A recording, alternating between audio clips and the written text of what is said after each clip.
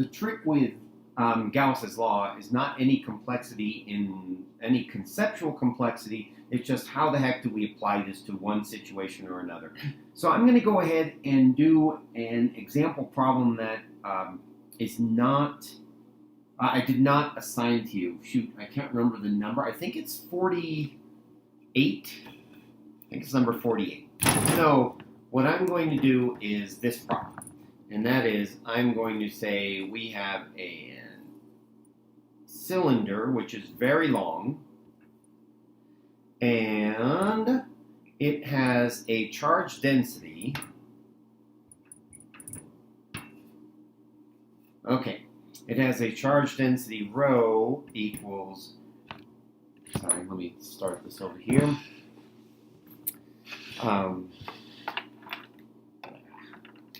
Sorry. Okay, has a charge density rho equals rho 0 r over r0 squared. R0 is this. R0 is the diameter of our little cylinder.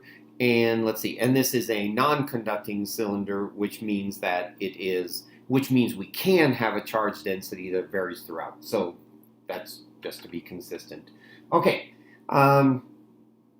so we almost are done with our starting diagram. We have our x, y, z coordinates. However, we're going to be using cylindrical coordinates in this because it is a cylinder and that's our symmetry. So what we're going to do is we're going to use coordinates that look something like this. So we're going to have to, we're going to describe our points.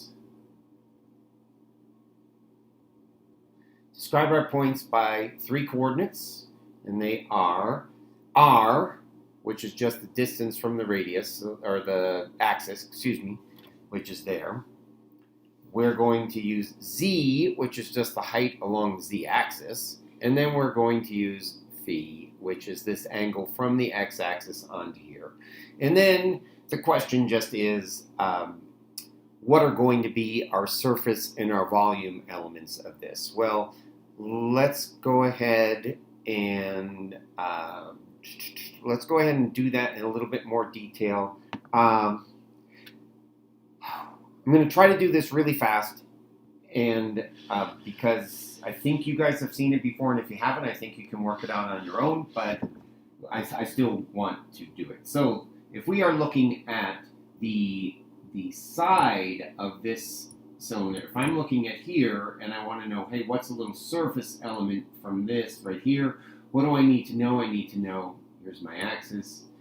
I need to know that, I just need to know this distance here and this distance here. I need to know what those are in terms of our coordinates. Well, this distance here is just z, or excuse me, since I'm talking about an infinitesimal surface area, this is dz. And then what do I have in this direction? I have an r d v. And so my area is r d v dz. And if I just want to integrate that, I would integrate it from 0 to L in z, and from 0 to 2 pi in phi, and so this would just equal my surface area, disregarding the ends of this cylinder. My total surface area is just going to be 2 pi L, 2 pi R L. I'm going to go ahead and throw the R in there. So this is the surface area of the cylinder. It's exactly what you would expect. So, but I'm just showing that in terms of this, the differential area, and being able to do that as an integral. Okay, that's part A. Second thing we're going to need to know is the volume element in here. So now what I'm doing is I'm taking some spot somewhere in here, and I'm going to magnify that out here. And so I've just got some little section, which is like this. But remember, even though I'm drawing this curved, remember that this is an infinitesimally small volume element, which we very frequently will call that d tau. So this is some infinitesimally small volume element, d tau. So even though I'm drawing it curved, the volume is just equal to length times width times height. So all we need to do is figure out what that is. Well, what's this right here, this little differential distance? This is just dr, right? I start out closer to the axis, I move further, so that's dr is what I change. This one is equally simple. The vertical one is just dz. And once again, this one, this length right here is just whatever my r is, r and then d phi from here to here. So what that means is my d tau is equal to r d phi dr dz. Okay, so there we go. That's what we need. That's what we need to know. So just remember that. So now let's go ahead and what are we going to do with this problem right here? Well, we're going to use the symmetry of that problem. Remember, we are in a very big cylinder. We're looking at some spot in the middle, so we're going to ignore the ends here. Why are we ignoring the ends? Because by symmetry, there's no E contribution that can be perpendicular to that surface. It's going to be in that surface. E is going to be in that surface. Therefore, the contribution to the flux through that surface is going to be 0. So I can ignore both ends. So all I need to mess with is this. So all I'm going to do, I have E dot dA, and I'm going to set it equal to Q enclosed over epsilon 0. Gauss's law. Doesn't change. Okay. Now what is E dot dA? Well, let's go ahead, and we already just figured out what dA is. The E, remember, E and dA are always parallel to one another. They're both always going straight out from the axis, and therefore, I don't need to even do the integral. E is not changing, once again, by symmetry. E is exactly the same in magnitude here as it is here, and the direction we're counting for, because E dot dA takes care of that, but it's always equal to, E dA cosine theta is always equal to 1. So all we have is, we already did this integral for dA. E does not change, so we're going to pull the E out. We'll call it E0. And the dA, we already know that is going to be 2 pi r L, where this is L right here, and R is as drawn there. Okay, so that's E dot dA. We're already done with this half right here. Okay, done.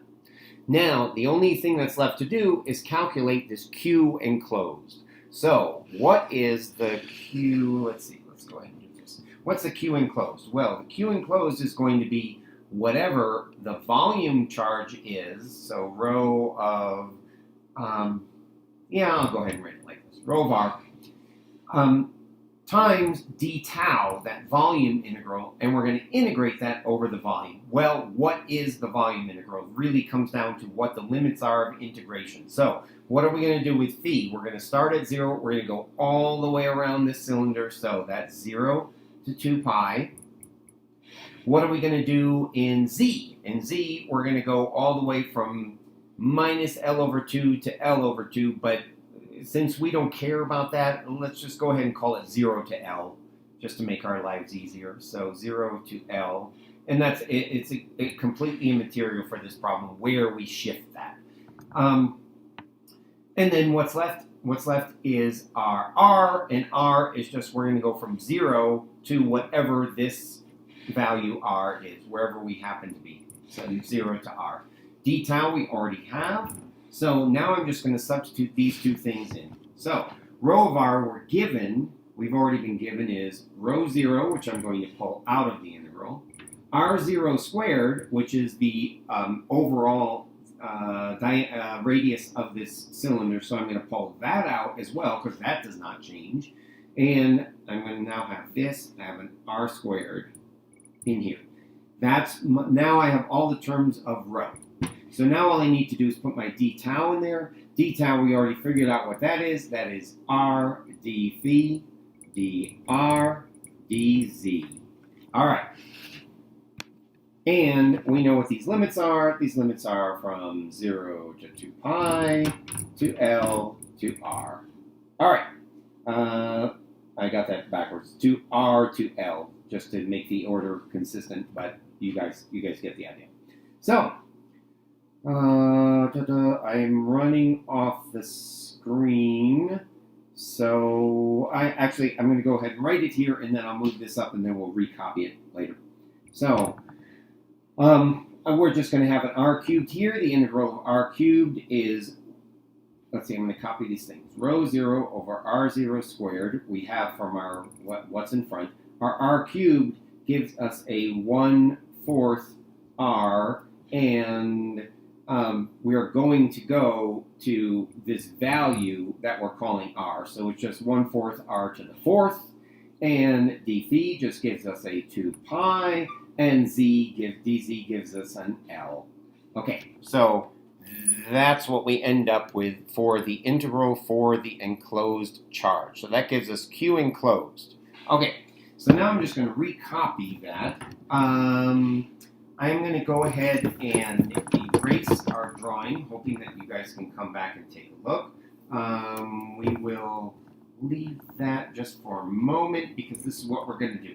What I'm going to rewrite now is the integral of E dot dA equals Q enclosed over epsilon 0. So E dot dA is E0 2 pi RL, and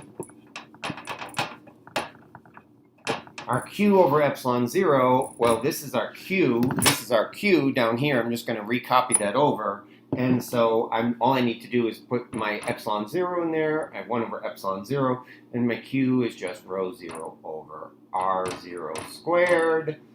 1/4 R 4th 2 pi L. Okay, so there you guys go. You can see that.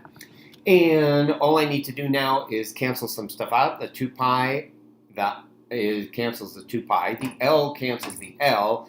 One of these R's cancels one of those, so I end up with cubed.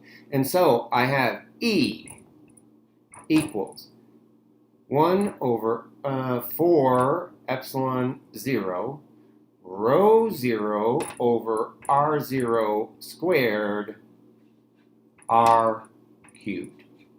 Okay, so this is the electric field for any spot within that cylinder.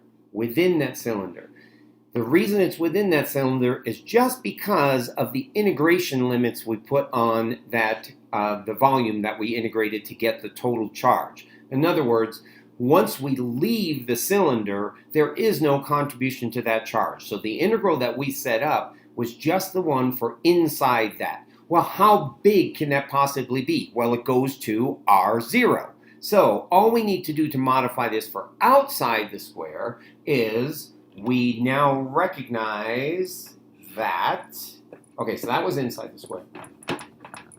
All we need to do for outside the square is we need to say, all right, well, we have this E0 2 pi RL, where this R, remember, this is our Gaussian surface. So this is some imaginary surface we have somewhere out in space.